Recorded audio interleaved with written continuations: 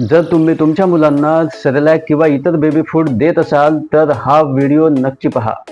नुकताच दिल्लीमध्ये एक वियर्ड केस पाहायला मिळाली. रिधिमा भटनागर नावाच्या एका स्त्रीच्या एका मुलाला डायबिटीज डिटेक्ट झाला. तो फक्त 10 वर्षाचा आहे. येस, यामुळे सर्वांना शॉक बसला. परंतु यापेक्षा शॉकिंग गोष्ट ही होती की जेव्हा त्या मुलाच्या डॉक्टरांनी मेडिकल हिस्ट्री चेक केली तेव्हा त्यांना समजले की मेडने तो मुलगा मोठा होईपर्यंत त्याला बाहेरचे प्रोसेस बेबी फूड खायला दिले होते. परंतु त्याच वेळी त्यांचा मोठा मुलगा जो आता 16 वर्षाचा आहे तो अतिशय व्यवस्थित आहे व त्याला कुठलाही असा आजार नाही, कारण त्याच्या दादीने त्याला घरचे अन्न खायला दिले होते. आणि या बाहेरच्या प्रोसेस बेबी फूडमुळेच रिधिमा भटनागरच्या या लहान मुलाला डायबिटीज डिटेक्ट झाला. आणि हे काही एकमेव उदाहरण नाही आहे. 2015 मध्ये जेव्हा फोर्टिस SRL लॅबने पॅन इंडियाकडून 17,000 मुलांचे सॅम्पल्स घेतले तर त्यापैकी 66% मुलांच्या रक्तामध्ये हायेस्ट शुगर लेवल मिळाले. आणि यामध्ये पुढील इन्व्हेस्टिगेशनमध्ये समजले की या सर्वांना बाहेरचे प्रोसेस बेबी फूड खायला दिले जात होते. म्हणजे केवळ या बाहेरच्या प्रोसेस बेबी फूडमुळे आपल्या भारतीय मुलांमध्ये डायबिटीजचे प्रमाण झपाट्याने वाढत आहे. या व्यतिरिक्त आपल्या मुलांना आपण बाहेरचे पॅकेटमधले अन्न खाऊ घालतोय ते सुद्धा खूप खतरनाक आहे. ऑक्टोबर 2018 मध्ये तायवान येथील एका मुलाने रात्रंदिवस जागरण करून तिथल्या टॉप युनिव्हर्सिटीमध्ये ॲडमिशन मिळाली पाहिजे म्हणून रात्रंदिवस जागरण करून एंट्रन्स एक्झामची प्रिपरेशन केली. परंतु जेव्हा युनिव्हर्सिटीमध्ये ॲडमिशन घ्यायची वेळ आली तेव्हा त्याची तब्येत खराब झाली. त्याचे एकाएकी पोट खराब झाले, त्याच्या पोटामध्ये पेन व्हायला लागला.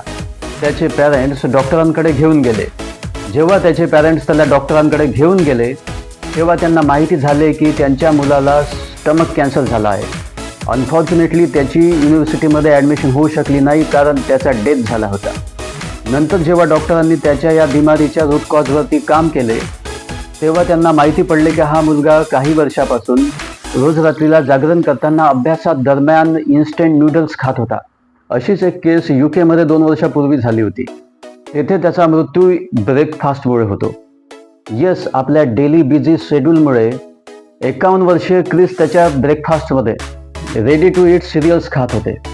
त्यामुळे केवळ 6 महिन्यामध्ये क्रिसचे वजन झपाट्याने वाढले. And the cause is liver failure. ब्राझीलमध्ये तर याहीपेक्षा भयानक घडले. येथे केवळ एका वर्षामध्ये 57,000 लोकांचा मृत्यू झाला. आणि इन्व्हेस्टिगेशनमध्ये माहिती पडले की या सर्व डेथ्स प्रोसेस फूड खाल्ल्याने झाल्या होत्या. बट टुडे अनफॉर्च्युनेटली भारताची परिस्थिती अशीच आहे. आपण 30% केवळ प्रोसेस फूडच खात आहोत. अँड माइंड यू, यामध्ये टायर टू टायर 3 स्टेट्सचे कन्झम्पशन खूप जास्त आहे. सो आपण आज हे डिटेलमध्ये डिस्कस करूया. आपण इन्स्टंट सूपपासून ते इन्स्टंट ब्रेकफास्टपर्यंत, इवन हेल्दी प्रोटीन पावडरपासून ते बेबी फूडपर्यंत या सर्व प्रोडक्ट्समध्ये कोणते केमिकल्स असतात आणि कसे हे लिटरली आपल्याला स्लोली पॉयझन करत आहेत. आणि म्हणून तुम्ही हा व्हिडिओ एकदम लास्टपर्यंत पहा. आणि जर तुम्हाला वाटत असेल की या व्हिडिओमुळे तुम्हाला जरा जरी हेल्प झाली तर हा व्हिडिओ इतरांना सुद्धा तुमच्या फॅमिलीजमध्ये, फ्रेंड्समध्ये शेअर करा, कारण त्यांच्यामध्ये सुद्धा अवेअरनेसची आवश्यकता आहे. आज इंडियामध्ये प्रोसेस फूड हे एका बिमारीप्रमाणे, एका रोगाप्रमाणे झपाट्याने पसरत आहे. आज भारतामध्ये प्रोसेस बेबी फूडला एका बेबी फूडप्रमाणे पाहिलं जात नाही, तर एका कल्चर ऑफ क्लासप्रमाणे, एका कल्चर ऑफ सोसायटीप्रमाणे पाहिलं जात आहे. या सर्व प्रोडक्ट्सच्या ॲडव्हर्टाइजमेंट अँड मार्केटिंगमध्ये असेच दाखवले जाते, सांगितले जाते की जर तुम्ही हे प्रोसेस बेबी फूड आपल्या मुलांना देत नसाल तर तुम्हाला लहान मुलांची काळजीच नाही आहे. अशा प्रकारची ॲडव्हर्टाइजमेंट, अशा प्रकारची मार्केटिंग केल्या जाते. परंतु याच वर्षी द हिंदूमध्ये एक रिपोर्ट आली सेरेलॅक, की जे एक इंडियाचे प्रॉमिनंट बेबी फूड प्रोडक्ट आहे. त्याच्या प्रत्येक सर्विंगमध्ये 2.7 ग्रॅम्स शुगर पावडर असते.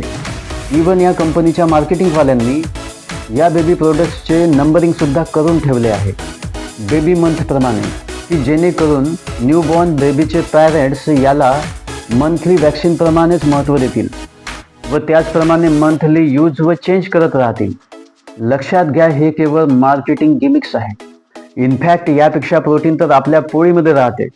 आणि मला सांगा, जेव्हा हे बेबी फूड प्रोडक्ट नव्हते तेव्हा मुलं मोठी होत नव्हती का?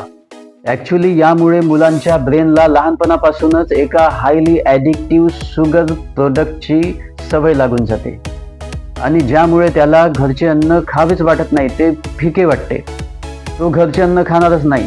आणि इतकेच नाही तर तुम्ही बेबी प्रोडक्टमध्ये जॉन्सन अँड जॉन्सन पावडरचा सुद्धा समावेश करू शकता, कारण यामध्ये सुद्धा एक वेगळे स्कॅम सुरू आहे. आजपर्यंत Indian parents Johnson and Johnson या पावडरचाच उपयोग करत आले आहेत. इतकेच नाही तर न्यू बॉर्न बेबी झाल्याबरोबर जॉन्सन अँड जॉन्सनचे हॅम्पर दिले जाते गिफ्ट म्हणून. बट डिड यू नो याच कंपनीचे टॅल्कम पावडर ग्लोबली बॅन्ड आहे, कारण त्यांच्या या बेबी प्रोडक्टमध्ये केमिकल्स मिळालेले आहेत जे कार्सिनोजेनिक आहेत, म्हणजे ज्याचा वापर केल्याने आपल्या मुलांमध्ये कॅन्सर डेव्हलप होऊ शकतो. And next product is protein powders. But before moving on to that, आतापर्यंतची माहिती जर तुम्हाला आवडली असेल तर लाईक करा. इतरांमध्येही याबद्दल अवेअरनेस निर्माण होण्याकरिता तुम्ही त्यांनाही शेअर करा आणि कॉमेंट करा की ही माहिती तुम्हाला कशी वाटली, याबद्दल तुमचे काय ओपिनियन आहे.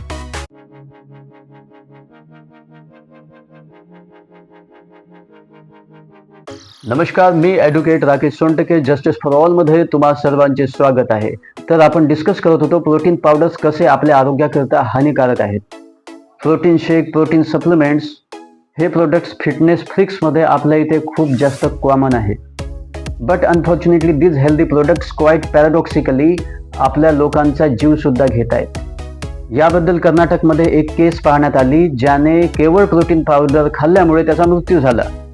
रिपोर्टमध्ये समोर आले की प्रोटीन पावडर खात असल्याने त्याच्या शरीरामध्ये सॅच्युरेटेड फॅट्स आणि ब्लडमध्ये शुगर लेवल खूप जास्त झाले होते आणि ज्यामुळे त्याला कार्डियक अरेस्ट झाला.